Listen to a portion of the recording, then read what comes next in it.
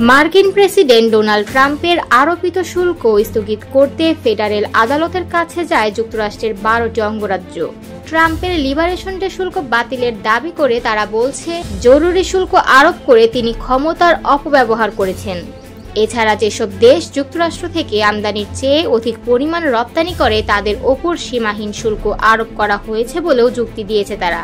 সংবাদ প্রতিবেদন অনুযায়ী নিউ ইয়র্ক, ইলিনয় ও ওরেগন সহ 12টি রাজ্যের ডেমোক্রেটিক অ্যাটর্নি জেনারেলরা এই মামলা করেছেন। ম্যানহাটনের আন্তর্জাতিক বাণিজ্য আদালতের 3 বিচারকের একটি বেঞ্চ এ বিষয়ে শুনানি করবেন। মামলাকারীদের দাবি, রিপাবলিক প্রেসিডেন্ট নিজের ইচ্ছামতো বাণিজ্য নিয়ন্ত্রণের লক্ষ্যে এমন পদক্ষেপ নিয়েছেন। রাজ্যগুলোর দাবি, অতিরিক্ত শুল্ক আরোপের ন্যায্যতা প্রমাণের জন্য ইন্টারন্যাশনাল ইমার্জেন্সি ইকোনমিক পাওয়ার্স অ্যাক্টের ভুল ব্যাখ্যা করেছেন প্রেসিডেন্ট ট্রাম্প। মূলত যুক্তরাষ্ট্রের হয়ে অস্বাভাবিক এবং অসামান্য হুমকি মোকাবিলার জন্যই এই আইনটি তৈরি করা হয়েছে।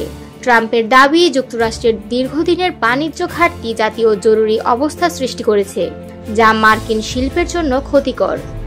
অন্যদিকে মামলাকারী রাজ্যগুলোর যুক্তি, বাণিজ্য ঘাটতি কখনোই জরুরি অবস্থা হিসেবে গণ্য হতে পারে না। এর আগে 5টি ক্ষুদ্র ব্যবসায়িক ইস্যুতে যুক্তিতর্ক শুনেছেন বিশেষ ওই আদালত। আশা করা হচ্ছে আগামী সপ্তাহে এ বিষয়ে রায় প্রদান করা হবে।